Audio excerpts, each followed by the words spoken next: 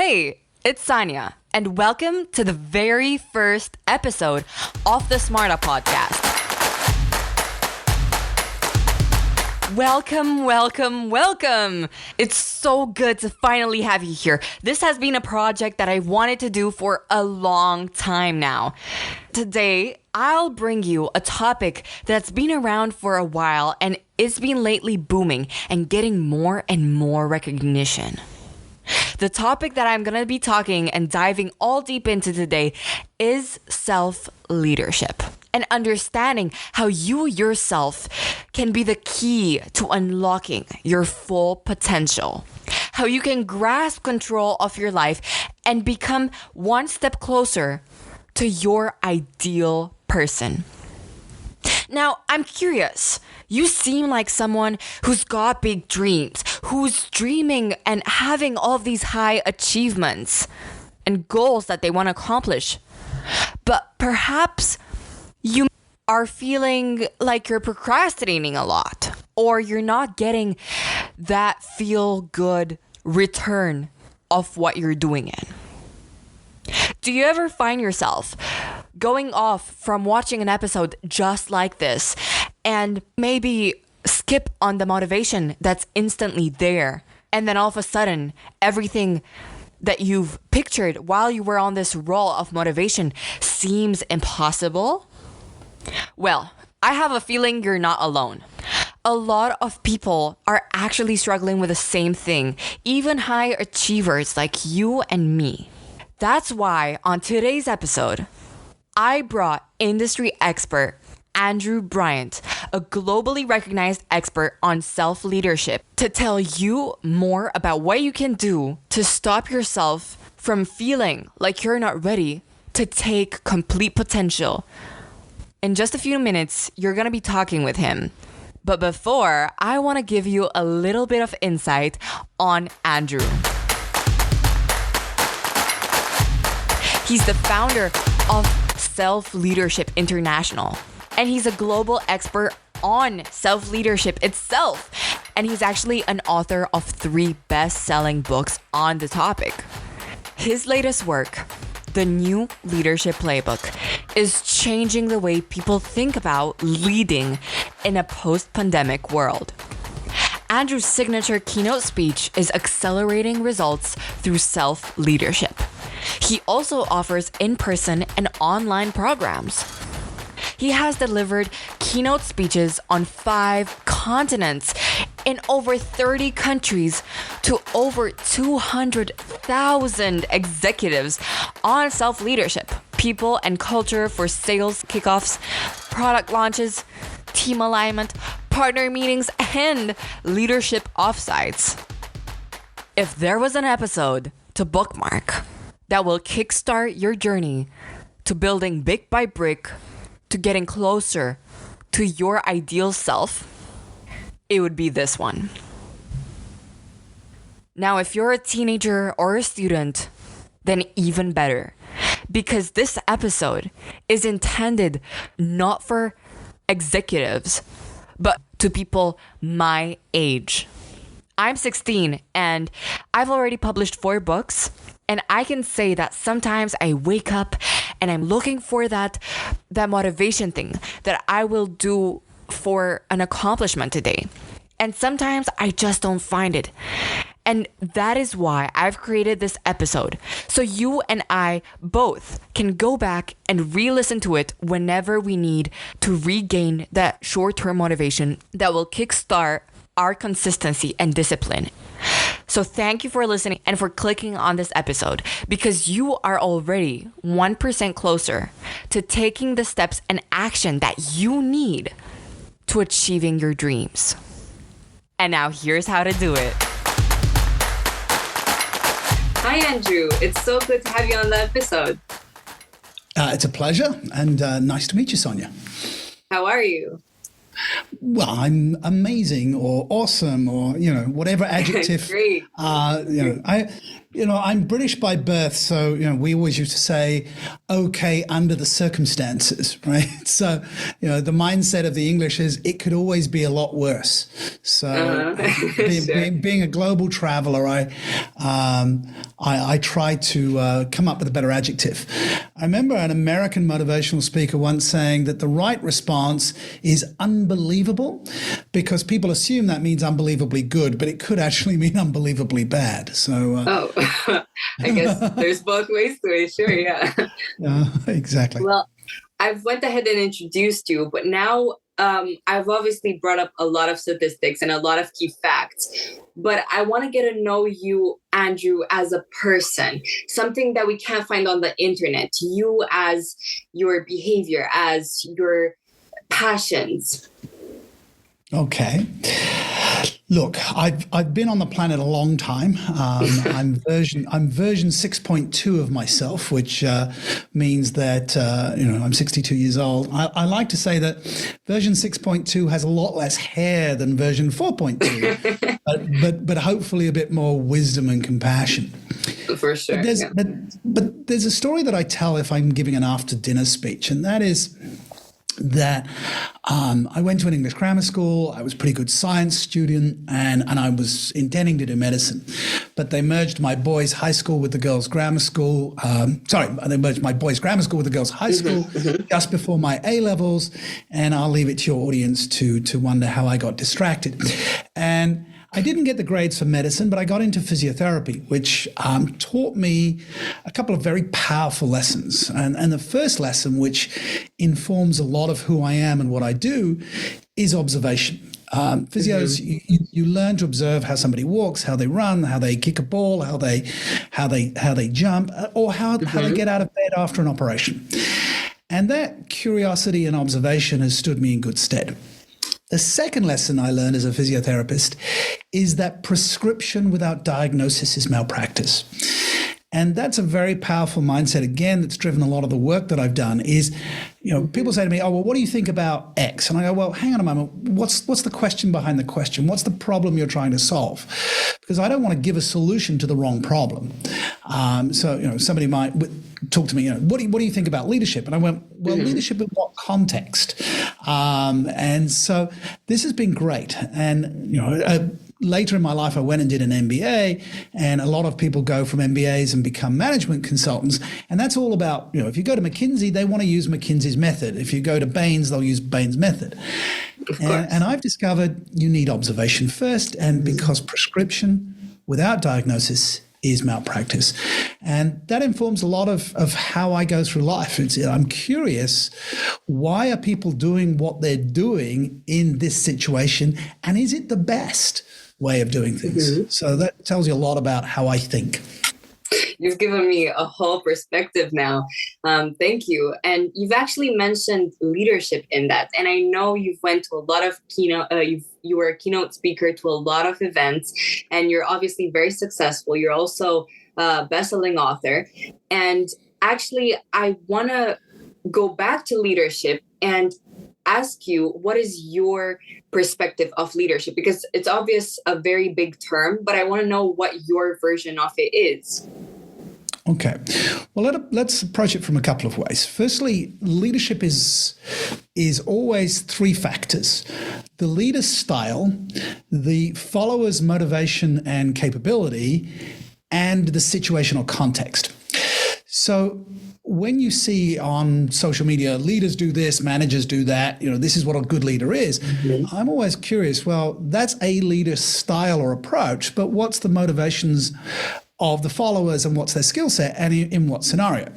So, if we're on a plane at 41,000 feet and the oxygen mask dropped from the ceiling and smoke comes around our ankles, if the captain comes out of the cockpit and says, "Ladies and gentlemen, we've got a bit of a problem. I'd like to create some focus groups and get your buy-in around how we should approach this." At that point, even the atheists are getting religion. Right, obviously. Because in a scenario of crisis and catastrophe, we need leaders to be very directive, to know what they're doing.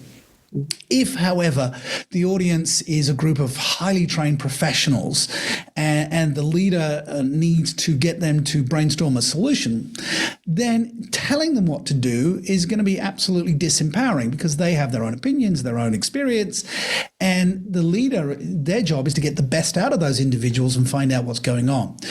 So leadership requires a level of observation around, well, are my people motivated? Do they have the right skill set? And what is the circumstance we're in? And then how do I adapt myself to be the best leader in this scenario? Of course. Andrew, I have to be frank with you. Before this episode, I looked you up on YouTube and I saw this one video about, if I get it right, the Rock Music Festival. And for that particular event, you talked about not leadership, but in order to be a leader, you first have to be a self-leader and the concept about self-leadership. And I would like you to tell me more about that. What is self-leadership to you? Because I think that's such a more original approach in comparison to just the leadership. Okay. So you threw me a little bit with rock concert. You're saying because the audience was huge and I had the whole, there were about one of the videos with 4,000 or 5,000 people in the audience and I'm inspiring them to take ownership. Yeah. Yes. Okay. That's what you mean by rock concert. Okay. So I'm the author of 4 books and all of those books have a common thread, which is self-leadership. Because you can't lead others unless you first lead yourself. And for me, leadership is an inside-out process. And my 2012 book, Self-Leadership, How to Become a More Successful, Efficient, and Effective Leader from the Inside Out with Dr. Anna Kazan, we described self-leadership or defined self-leadership as a practice, the practice of intentionally influencing your thinking, feeling, and actions towards your objectives. So to deconstruct that, it's a practice. Each day we have to get up and take a shower, otherwise after a period of time we will stink. And let's face it, we have to get up each morning and take a shower for our mental attitude. We open with how am I? And I played around with some adjectives to make the point, right? What narrative am I going to say about my day is a practice, intentionally influencing how you think, rather than being a passenger in your life and going, well, I'll feel okay if, and people have this script, if my significant other, gives me a kiss in the morning, then it's going to be a good day. If they don't, it's going to be a bad day. Or if the traffic is good, it's going to be a good day. If the traffic's bad, it's going to be a bad day. And this script is either conscious or unconscious. So self-leadership is the practice of intentionally influencing what you think about a situation, how you feel about a situation, and the actions you take towards your objectives, which means you have to have objectives. And so, the ideal leader wants their followers to have their own objective rather than say, well, this is your objective, because you want people who are empowered and engaged to offer the best of their humanity to achieve that objective. Of course. And I think, everything that you said, I also relate to it as a lot of people, especially young people, teenagers, students, we also want and have these big visions, these big goals, but we don't know where to start. So my question is now, you've talked about leadership and self-leadership and what it is, but how exactly can this be applied to teenagers and to students? Okay. So there are so many ways, but let me share a simple exercise that I do when I'm working with teenagers. And I'm very grateful that I've had the opportunity to work with at-risk, disadvantaged teenagers, as well as students. And there's a simple game on self and other influence that I play. And we put the teenagers into a group and I prepared some cards. And some cards have Kentucky Fried Chicken or McDonald's or pizza or, and when I was in Asia, it had noodles, of course. There's a stereotype. And some of the cards were blank. And each person was given a card and they said, don't share your card with anybody else. And the game is to go around as a group and discuss where we're going after this session for food, right? It's paid for, all right? Your job is to influence the group to go where you want to go because it serves your best interest. But at the same time, you're part of a group and you want the group to win.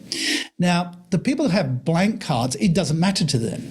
But if you've got pizza, you're going to want everybody to go to pizza because that's what you want. And this is a great game for teenagers because they get to discover that they need to listen to what other people need and then weave that into narrative. Well, I know you want KFC, but at the same time, you can get chicken on your pizza, right? So leadership starts at the earliest possible time. And the whole point about being a teenager is it is the shift from being owned by your parents in the sense that your parents are responsible for you right through your early years because you can't survive as a baby, right? Human babies, can't feed themselves, they can't walk, they are completely dependent on their parents and caregivers. But, as you hit teenage years, you're wanting to take ownership of your thoughts, feelings, words, and actions. You want more responsibility. And the fight that teenagers have with their parents is, I'm a young adult. I could be responsible. Stop treating me like a child. I have this ownership. But it needs to be a little bit of a ramp up because you wouldn't throw a 12-year-old the keys to a Ferrari and say, okay, go for it, because it clearly is a disaster. So, the teenage years is about, well, how much ownership do I have of my thoughts? And what is my responsibility? And what are the consequences of my actions? And what terrifies parents, of course, is the negative consequences of teenagers' actions.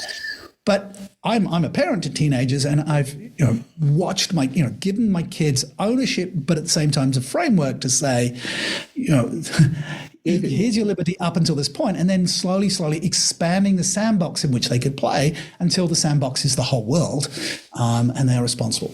So leadership starts the moment you start taking ownership of what you think about a situation, how you feel about a situation, and what you want to do about a situation. And then leadership is always about influencing myself and influencing other people.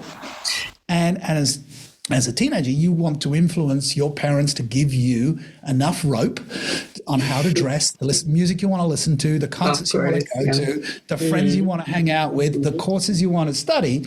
And so you're starting your leadership journey very early around influencing.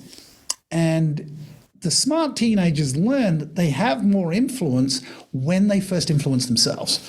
Parents tend to give you more latitude if you've demonstrated responsibility, if you've demonstrated that you are oblivious to the consequences of your actions. They're terrified that you're going to do some harm to yourself or to others. So the more you take ownership and responsibility for yourself, the more liberty you get.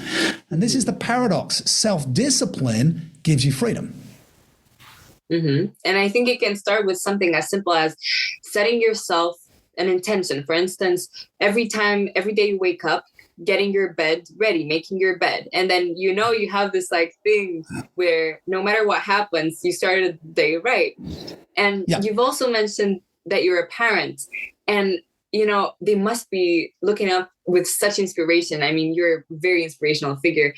And I'm really curious to know what advice you would give to your children. Well, I mean, I could give you hundreds of stories about this. So, strictly about leadership. Well, okay. Well, let me tell you a story about my stepdaughter. So I have two children from biologically, and then unfortunately, their mum was she took off, and I was a single dad for a while, and then I remarried, and I acquired a stepdaughter.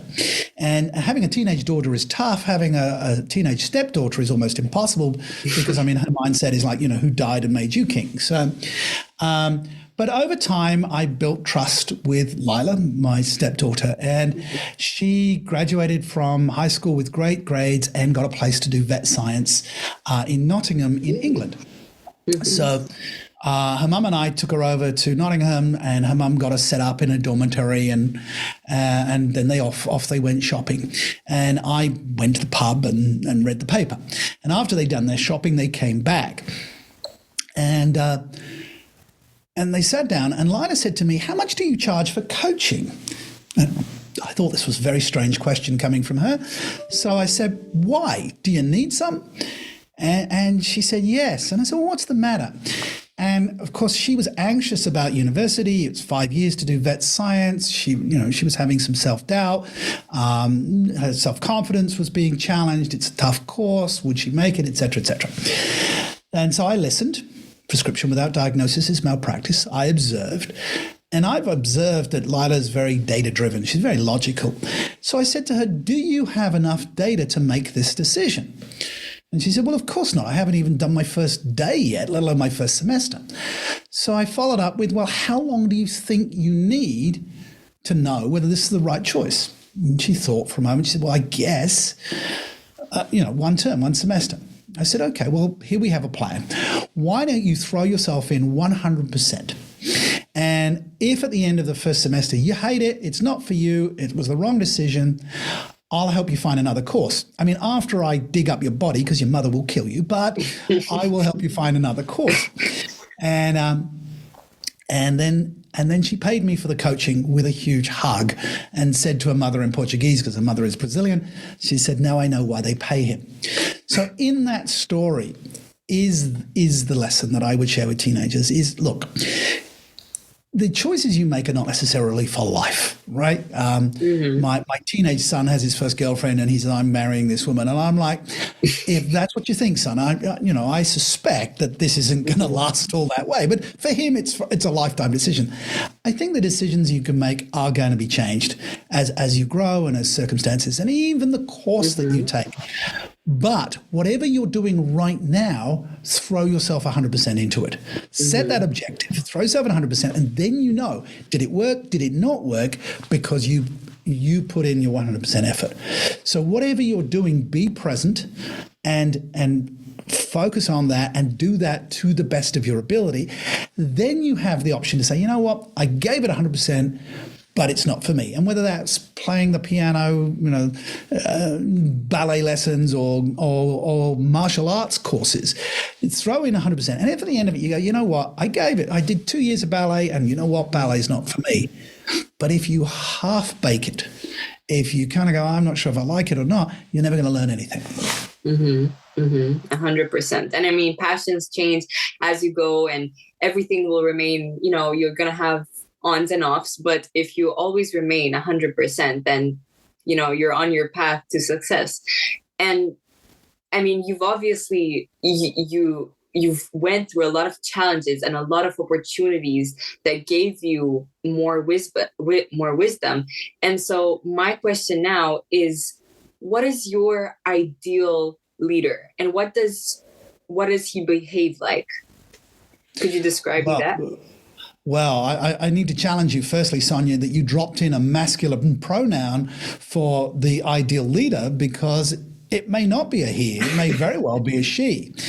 And I remember listening to Barack Obama speak. I was very grateful to be in the audience after he was president.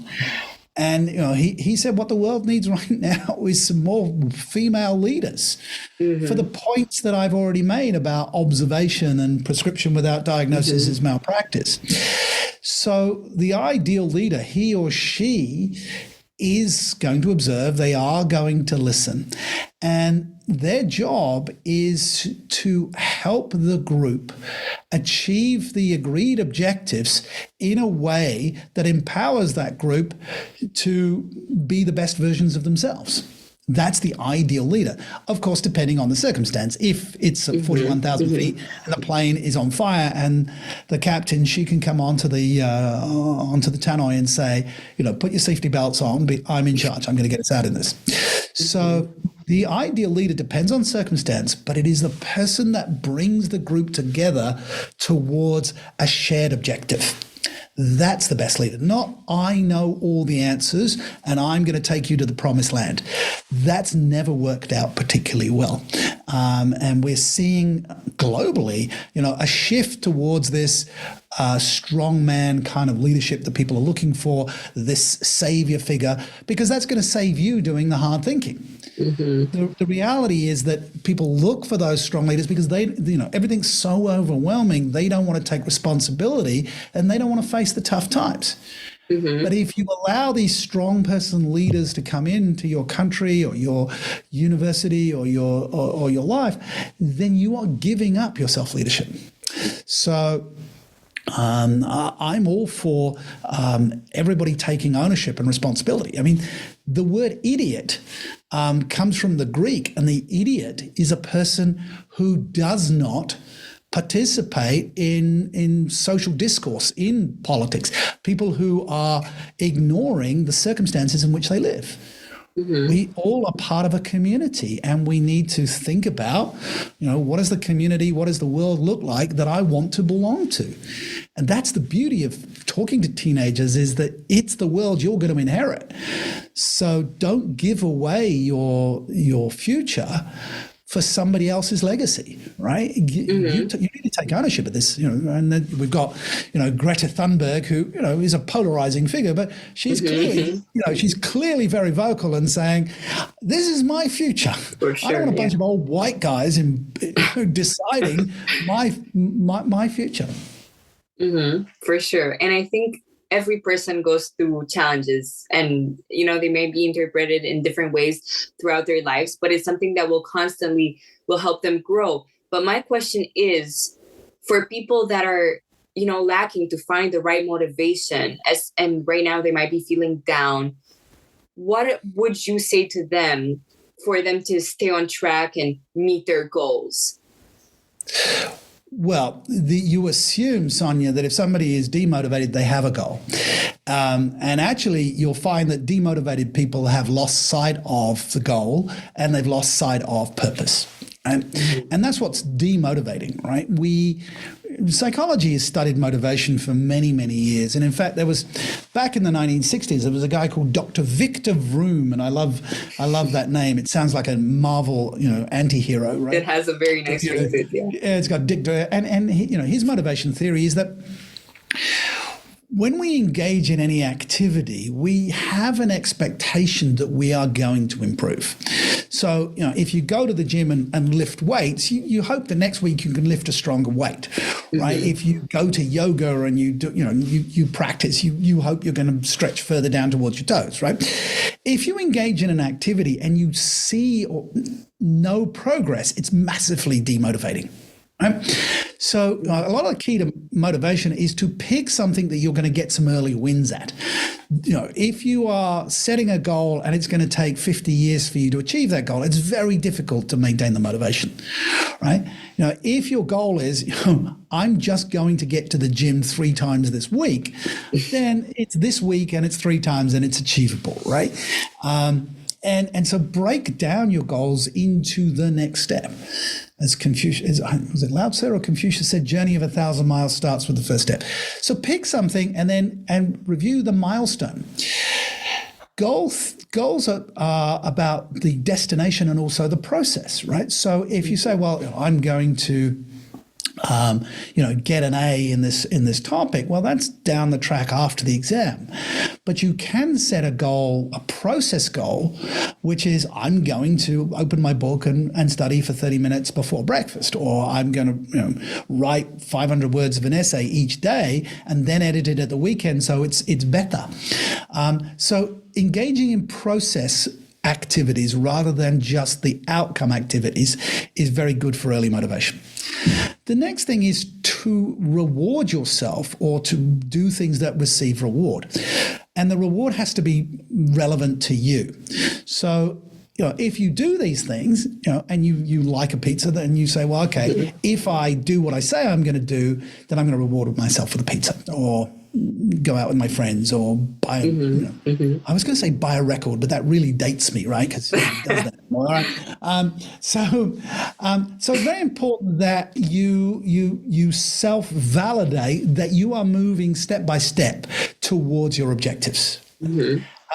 So if you're feeling down, you firstly set a goal, but set a goal that's achievable and take action steps towards that and acknowledge those movements. And that way you become self-motivated. Stop blaming, complaining, and playing the victim, right? I know tough things happen. I know that life is not fair, right? But the reality is you can take control. Viktor Frankl, the author of Man's Search for Meaning, was a prisoner of war in the Second World War in a Nazi concentration camp, heading for the gas chambers. And he wrote famously, "The last of all human freedoms is the freedom to choose our own attitude regardless of the circumstances." And this goes back to Stoic philosophy, to Epictetus, to the reflections of Marcus Aurelius. It doesn't matter how bad things are. Accept it and never lose the faith that you will prevail. And so self-leadership is modern Stoicism. For sure. And I mean, it's so easy, once you listen to an episode like this, or you go ahead and watch a movie or a YouTube video that inspires you, that perhaps is educational, to have that, instant surge of motivation that you can take and implement into your life to see that direction for your goal. And once you're on the roll with motivation, my question is, how can you tune in to your confidence? And particularly for teenagers and students, what do you need to do? What skills do you need to develop to be taken seriously? Okay, so there's a couple of things here. To be taken seriously is what I would call executive presence, but that's perhaps out of the vernacular of a teenage audience. But let's go all the way back to confidence. Confidence is not walking into a room thinking you are better than anybody else. Confidence is walking into a room knowing you don't have to prove yourself to anybody else. Confidence comes from knowing your own value and knowing your own skill set. Confidence is past and present. I'm confident because I've done it before. I'm confident because I'm doing it now. If I want to do something new in the future, well, that's technically in psychology called self-efficacy, the belief that I can try something new, take the feedback, make the adjustment, and work it out. So we're confident because we value ourselves. Most people discount themselves. I'm only A, I'm just A, ... fill in the blanks. I had a coachee, a beautiful Indian woman, and I can call her beautiful because she literally won a beauty contest in India. She was accomplished. She was a author of 2 best-selling cookbooks. She was a mother of 2 good-looking kids, and she had a PhD in microbiology, and she came to me and said, I'm thinking about doing an MBA, Master of Business Administration, because I lack confidence. And I went, whoa. Now, I've lectured on MBA programs around the world, and they have a purpose, but it wasn't going to give her what she was looking for. All right. I said, your issue is not a lack of confidence. Your issue is a lack of self-value. You are discounting everything that you're doing. You are already valuable. You need to, take ownership of, you've done this, and this has value. And so we worked on her self-esteem rather than her self-confidence. Self-esteem is the word, really should be self-value. You are valuable. Stop waiting for other people to tell you you're valuable. And as we did that, she stepped into confidence. She stepped into the physiology of confidence. And confidence does have a physiology. When somebody walks into a room, they're confident because they stand erect. They're breathing calmly but deeply. They're not noisy. They're waiting for their moment. But when they do speak, what they say has some level of gravitas, some weight to it. And so, firstly, work on your self-value. You are valuable. The moment you were born, your parents, right, thought you were amazing, and yet you could do nothing at the time. In fact, it was 24 hours before you took a poop. And then they were like, he's pooped, it's like fantastic. So at birth, you had 100% value. But then if I ask people in their teens, rate your self-esteem on a scale of 1 to 10, people will give me numbers as low as 3 and, up to 7 or 8. And I say, even the people who've given yourself 8, you're at 20% discount. You're on sale. Your self-value is your self-value. Nobody else is going to increase your 7 to a 10, because otherwise you're then codependent on the person that's telling you you're amazing. You need to know that you're amazing, that you're awesome. Now, can you do everything? Of course not. Right? if you ask me to ride a horse in a race, we're going to have a problem. I can't ride. I'm allergic to horses, and I'm probably too old. So, But that doesn't take away from my self-esteem. That's just a skill set that I'm not great at. There's a whole bunch of things I can do. I can walk out in front of 12,000 people and inspire the audience. Not many people can do that, but I've done that, right? I helped out my teenage daughter. She's now in her 20s, and she's doing great at vet college. She's in her third or fourth year now, and she's loving it, and she's doing great. So my value has positively impacted other people. As a teenager, you haven't seen the ripple effect necessarily.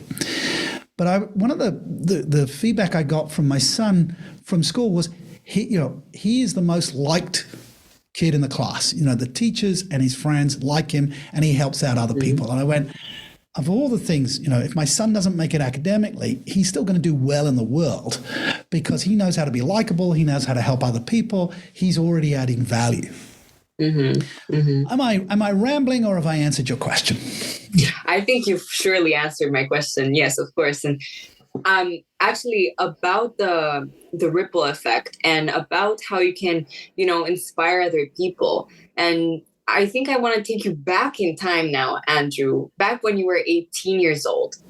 And I want you to think about, what advice would you give yourself at that age if you could go back, if there's anything you'd like to say? Well, actually, just to flow on from what we said, I didn't realize this. At 18, I thought I had to prove myself, right?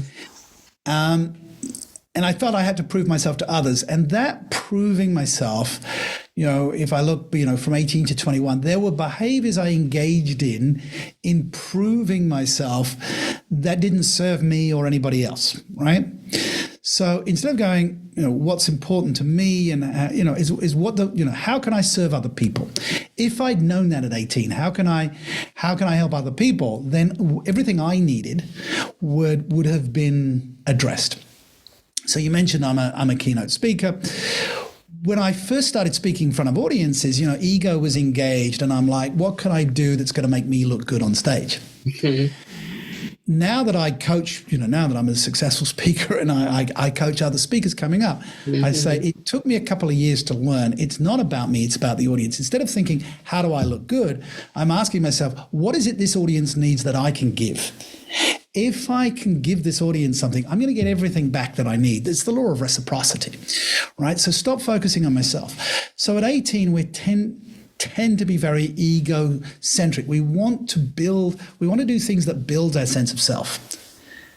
At 18, you don't know that you already are everything you need to be. You are a human being first and foremost. The human doing comes second, right? You are going to do different things. You're going to go through university or technical college or your early career, and you're going to have experiences, you're going to learn things, you're going to apply, and you're going to develop. But all the time, you're a human being. And your human beingness is up to you, not up to anybody else. If I'd known that at 18, I would have saved myself a lot of pain. Now, your audience is going to hear this. They're not going to necessarily do anything with it. But later in life, they're going to go, I remember I heard that advice and I didn't apply it, but it makes sense now. But you asked the question, this is what I would have told myself at 18. Stop trying to prove yourself. You're already enough. Go out and add value. Wow.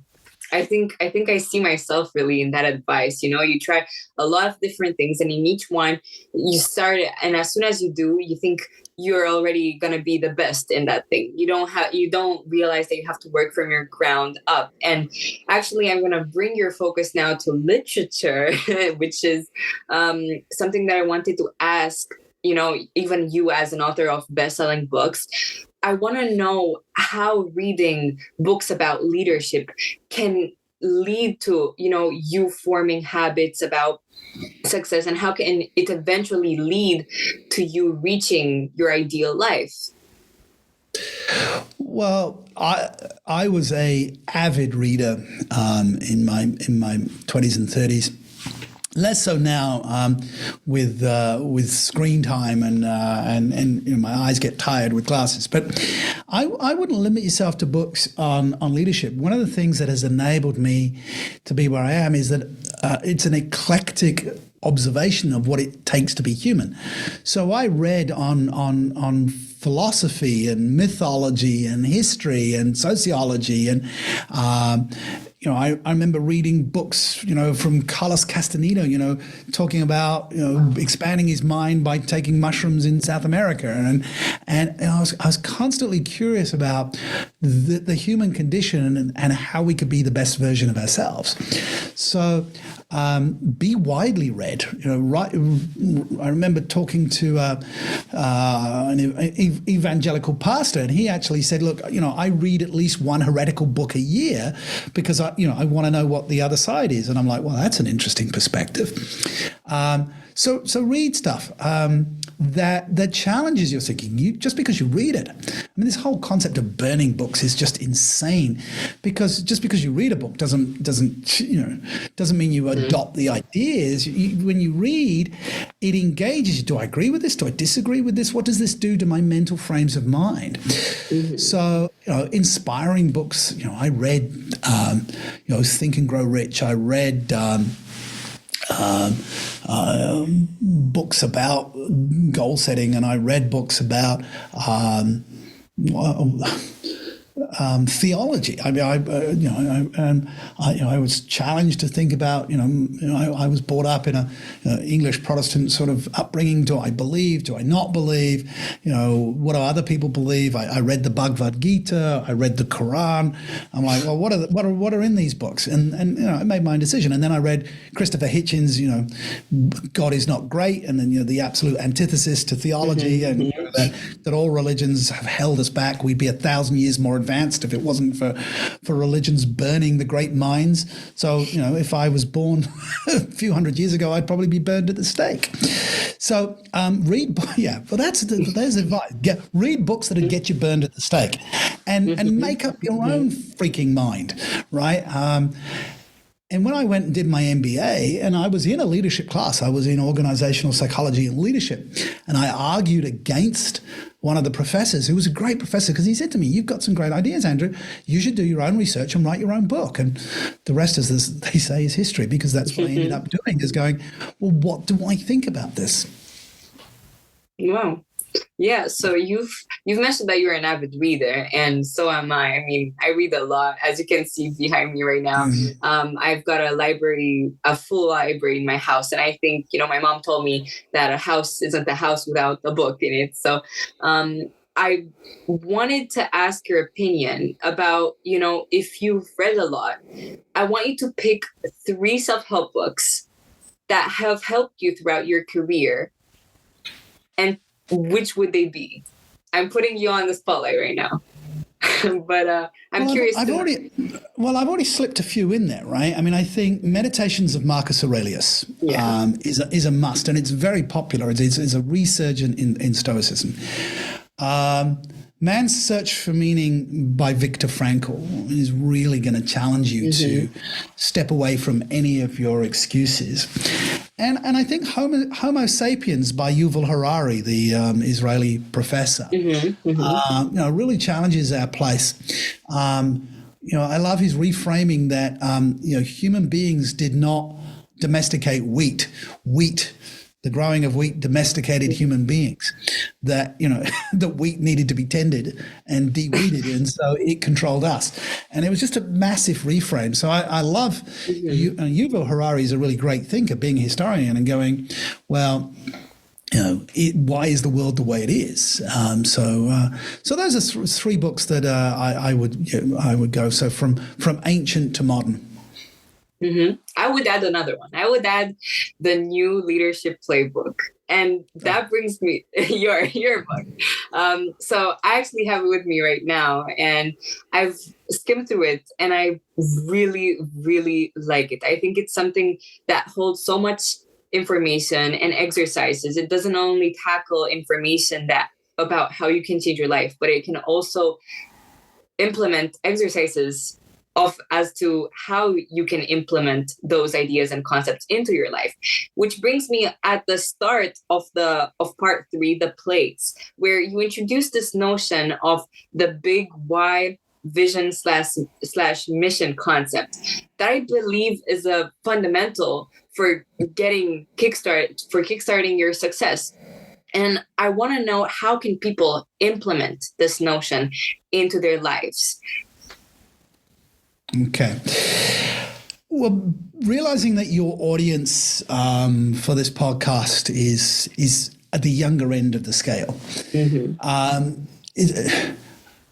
The big why is sometimes a little bit further. Abraham Maslow, who gave us Maslow hierarchy of needs, which a lot of people have understood, basic survival, socialization, and self-esteem, moving up to self-actualization. When he did that research, he didn't think that people reach self-actualization until they were in their 50s.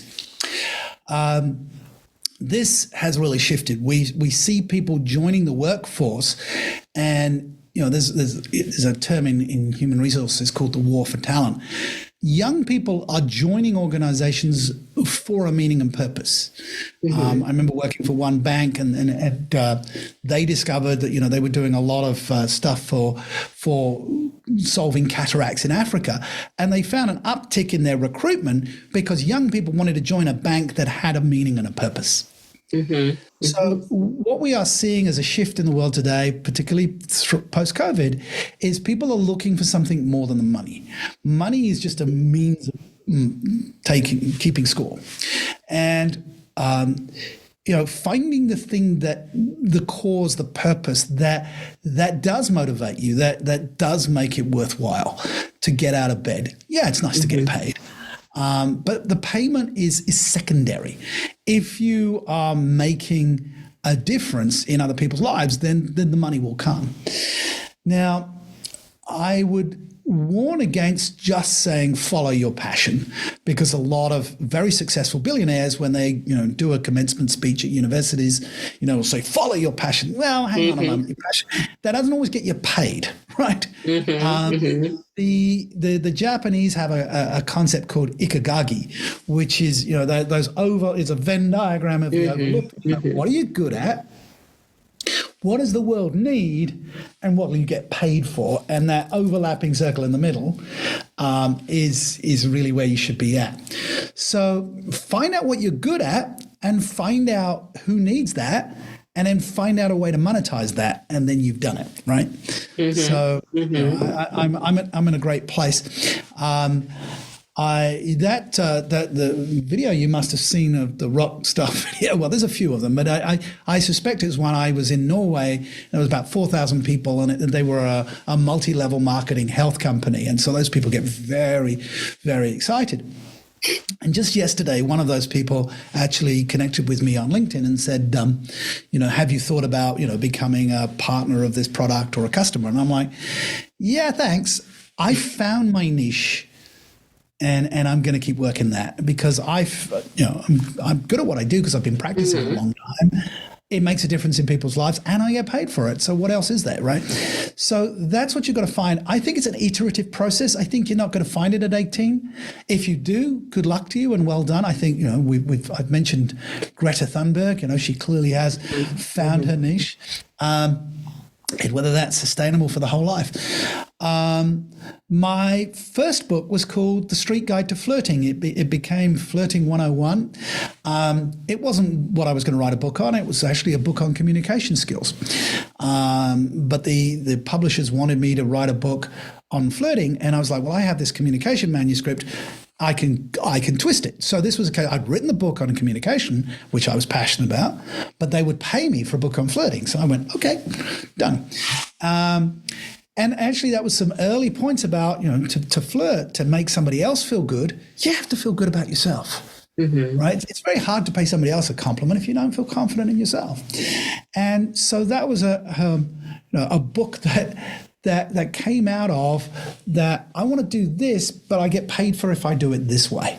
And I went on a bunch of radio shows because once I'd written a book on flirting, everybody's like, well, okay, what's the best chat outline? And my response was, there isn't one, right? It's whatever is contextual that makes that individual feels good and shows you as what you are. So I pivoted. I mean, I did not want to spend the rest of my life talking about flirting. It was going to, it would be inappropriate. Now it would come across sleazy right now, I think. So, but it was a moment in time where that was the message that was needed.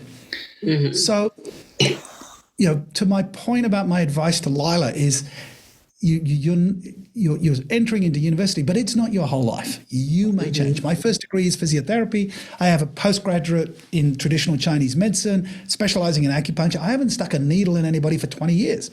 So you will study things that move you along the path. And I hope you find your ikigagi, your confluence between what you're good at, what you love to do, and what people want and what people will pay you for. For sure. And I've also got a book about the Ikigai, which is, my mom's just read it, and I completely agree. I've, debating now about where I'm going to college. I can find myself in what you're saying, and I completely relate. So I'm going to stay on the idea of the new leadership playbook. And I'm actually going to go back to part 2 about the framework for accelerated results. And I want to talk about where you introduced the BADI acronym, because I think it has a really nice ring to it. And I think that everyone here and all the listeners will be able to remember it, the BADI acronym, which stands for bonding, advice, decision, and information. But I wanted you to tell us more about it. So I was coaching a CEO of a software company in Silicon Valley, and this particular individual has like many CEOs, he has this intense focus that goes from point to point to point. So he didn't have a lot of time for people to share a lot of context and background information. He needed his information framed or, compartmentalized. What am I supposed to do with this? When you're listening to somebody and they're talking and you're 5 minutes in and you don't know what they want. So he discovered that when he was talking with people, it had a purpose. Were we just talking because we're bonding, right? Sometimes we just talk because we want to hang out and we're just building the relationship. Sometimes people were coming to him and they wanted advice. What do I do about this, right? Or how should I research this? Sometimes people were coming to him because they needed a decision, because the decision was above their pay grade and it was a CEO decision. And sometimes people were just updating him on information that would enable him to make a decision in the future. So in our discussions, we ended up working out that these were the buckets, as it were, the frames of conversations. So he just would get frustrated with his people. And I'm like, well, you want them to communicate this way. You have to tell them. Tell me, are we catching up for bonding? In which case, let's get a drink and let's relax. And, do you need my advice? Because then I'm going to switch on my advice frame. Do you need a decision from me, or are you just informing me so I know? And so this is a really great framework. And it's very useful to you because, I'm married, and my wife will start a chat, and I'm like, okay, are we just bonding? Are we just hanging? Does she need my advice? Now, men will discover that if you give advice to a woman that is not seeking advice, it will not end well. So so when my wife is telling me about a problem, I will sometimes say, are you just sharing this with me, or do you want my advice? And sometimes I want your advice. And okay, fine. I've now got permission to speak to that. But if she goes, no, I'm just sharing it with you, then I shut up. Zip it, right? So what this acronym will tell you, and there are, maybe you need to adjust this for is communication is from the Greek, I think, or the Latin, communio, which is from the Latin, to share, right? And communication is shared meaning and understanding. But, there's always a subtext to communication and intentionality. And are we just sharing stories to hang out? Are we offering advice? Is there a decision required? Or is it about informing somebody so they can make a better decision? So in this conversation, Sonia, what have we been doing? Well, information, I suppose. I think, a lot of people here, listeners, would have come off thinking probably this is the first step to, getting closer to their future selves and what they want to achieve. And I think with all of the wisdom that you shared today into this episode, I think they would have come off and actually made that call for action, and they'll go off actually doing something, not just carrying on from what they were doing before. So I'd like to thank you so much for being on this episode. I think as you were speaking, I was taking down some mental notes, and I know for sure what I'm going to do after. But I'd like to thank you for, being here and taking the time for this. I think a lot of listeners would have enjoyed it. So thank you. Absolutely my pleasure. Have a great day. Thank and I you. hope we get to see each other again. So thank you for being on this episode, Andrew. Bye-bye. Fantastic. Bye-bye. Wow, that was an incredible conversation with Andrew Bryant. I learned so much about self-leadership, and I have a feeling you did too. Whether you're just starting out your journey or looking to refine your leadership skills, Andrew's insights and practical strategies are pure gold. Remember, self-leadership is a lifelong adventure. There will be ups and downs, but with the right tools and a commitment to learning, you can unlock your full potential. A big thank you to Andrew Bryant for joining us today and sharing his wisdom. That was it for the very first episode of the Smart Up podcast. To see more of today's guest, Andrew Bryant, check out selfleadership.com or find him on his socials at selfleadership. And of course, a huge thank you to all of you for listening. If you enjoyed this episode, please share it with your friends and family. And if you're not already following the Smart Up podcast, please consider doing so, as it's what allows us to reach more people and bring valuable content to you. And now, most importantly, I'd like to thank you for taking the time to listen to something that will inspire you. And I truly hope that after all the brilliant advice Andrew shared, that you'll go away and do something for your future. Not in 5 minutes, right now. One step a day will lead you closer to your ideal life. And if no one tells you today, I believe in you. Till next time, bye-bye.